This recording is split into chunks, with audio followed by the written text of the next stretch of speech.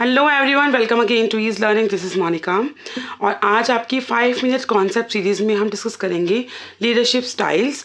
तो कुछ basics leadership styles को डिस्कस करेंगे विद इन 5 मिनट। तो डिस्कस करते हैं आज का topic, that is leadership style.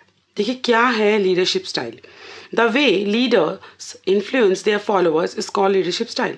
Basic terms में बात की जाए, जिस तरीके से एक लीडर अपने फॉलोअर्स को इन्फ्लुएंस करते हैं उसे कहते हैं लीडरशिप स्टाइल।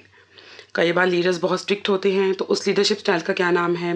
कुछ लीडर्स बहुत फ्री रहते हैं तो उस लीडरशिप स्टाइल का क्या नाम है। कुछ लीडर्स पार्टिसिपेट करवाते हैं साथ में तो उस लीडरशिप स्टाइल का क्या नाम है। कुछ बिल्कुल ही एक आपकी लाइफ में ड्रास्टिक चेंज लेकर आएंगे तो उस लीडरशिप स्टाइल का क्या नाम है।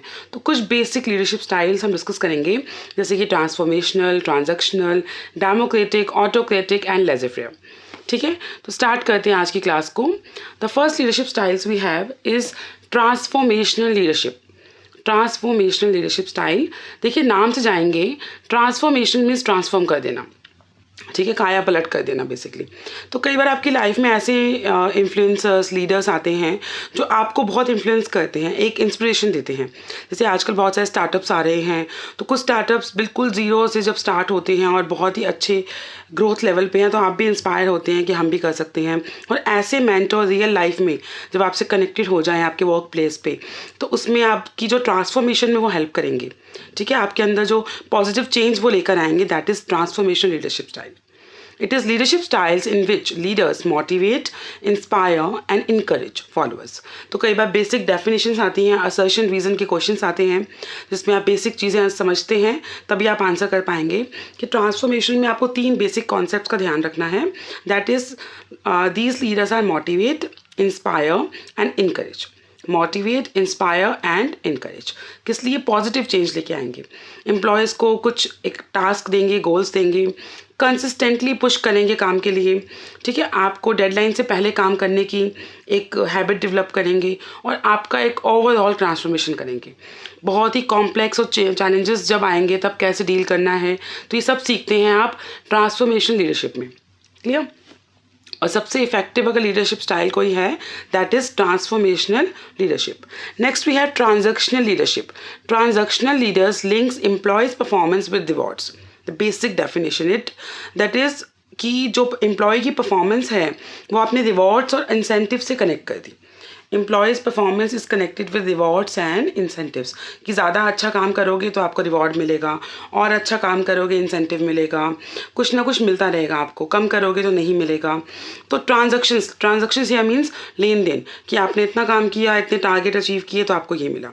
मोटिवेशन या उनको क्वालिटेटिव परफॉर्मेंस, इसका कोई मतलब नहीं है, उनको है कि आपको गिवन टास्क दिया है और आप अचीव कीजिए और आपने किया है तो आपको इंसेंटिव्स मिलेगी। क्लियर? तो they give freedom to the employees, don't interfere, उन्हें फ्रीडम भी देंगे। एक काम असाइन कर दिया कि जैसे कुछ सेल्समैन होते हैं, इतना सेल टारगेट अचीव किया तो सैलरी के साथ साथ इंसेंटिव्स मिल गए। तो जो भी आपके टास्क हैं उससे अचीव किया तो आपकी एक ट्रांजैक्शन हुई कि आपने परफॉर्मेंस दिया है तो आपको इंसेंटिव्स मिल गया, नहीं दिया तो नहीं मिला। That is transactional leadership style. Clear? Next we have democratic leader. Democracy से आपने समझना है, it is also known as participative leadership style. Last year भी क्वेश्चन आया था, हर साल इनसे क्वेश्चन आते हैं। पार्टिसिपेटिव, जिसमें डेमोक्रेसी होगा, डेमोक्रेटिव इन्वायरमेंट होगा कि लीडरशिप स्टाइल में हर member, every member of the team along with the leader participate in the decision making. जब एक इंपॉर्टेंट डिसीजन लिए जाने हैं तो आपकी पार्टिसिपेशन की रिक्वायरमेंट होगी। Every member give their input for decision making, वो बताएंगे कि कैसे काम करना है। ठीक है, तो डेमोक्रेटिक जहाँ पे डेमोक्रेसी है, इन्वायरमेंट है और हर मेंबर को इन्वॉल्व किया जा रहा है। Next we have autocratic leadership style. Autocratic जिसमें थोड़ी स्टिकनेस होती है, अपोजिट टू डेमोक्रेटिक, बिल्कुल भी आपको पार्टिसिपेशन नहीं मिलेगा। ठीक है, इसमें डिसीजंस जो जब लिए जाएंगे तो टीम मेंबर्स से मिला नहीं जाएगा। Decision made by the leader conveyed to the employees and expected it to follow with the true and spirit, मतलब कि जो भी आपको डिसीजन दिया है यू हैव टू फॉलो। तो कई बार कहते हैं कि ये तो स्ट्रिक्ट लीडरशिप है और यूज़ नहीं करना चाहिए, लेकिन कुछ कंडीशन में जब आप एक प्रोडक्शन यूनिट में हैं और आपको कोई गिवन टास्क मिला है और आपको पता है कि आपके फॉलोअर्स, आपके सबऑर्डिनेट वो का टास्क अगर स्ट्रिक्टनेस नहीं दिखाई तो नहीं करेंगे, तो वहाँ पे ऑटोक्रेटिक लीडरशिप इन्वॉल्व होता है।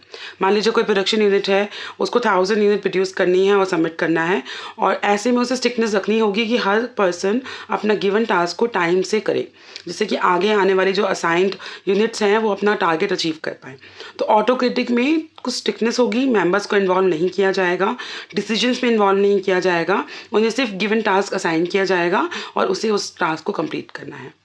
क्लियर? और इसकी एग्जांपल्स की बात करें तो transfer, posting of employees from one department to another, इसमें इनसे पूछा नहीं जाता, उनका जस्ट ट्रांसफ़र कर दिया, पोस्टिंग कर दी और एक गिवन टास्क दे दिया। That is autocratic leadership style. The last we have laissez faire leadership, free रखना, let them do. Laissez faire is a French word which means let them do.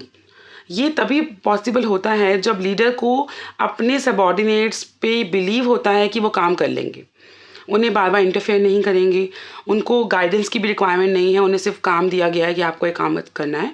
और जब फॉलोअर्स इस तरीके के हैं कि वो नॉलेजेबल हैं, स्किल उनके पास हैं, मोटिवेटेड हैं ऑलरेडी, तो वो अपने आप काम कर लेंगे। तो आपको इंटरफेयर करने की रिक्वायरमेंट नहीं है, मोटिवेट करने की नहीं है, बार बार डेडलाइंस बताने की रिक्वायरमेंट नहीं है। That is laser faire leadership style.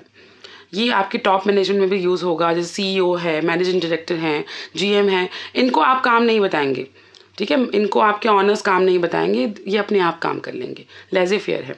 या अगर और छोटे लेवल पे बात करें कि अगर आपके जो सबॉर्डिनेट और सुपीरियर का जो रिलेशनशिप है, उसमें आपकी टीम ऐसी है कि सभी सबॉर्डिनेट्स वेल क्वालिफाइड हैं, मोटिवेटेड हैं और अपना काम करना जानते हैं, तब सुपीरियर जो एम्प्लॉय हैं या लीडर हैं वो इंटरफेयर नहीं करेंगे।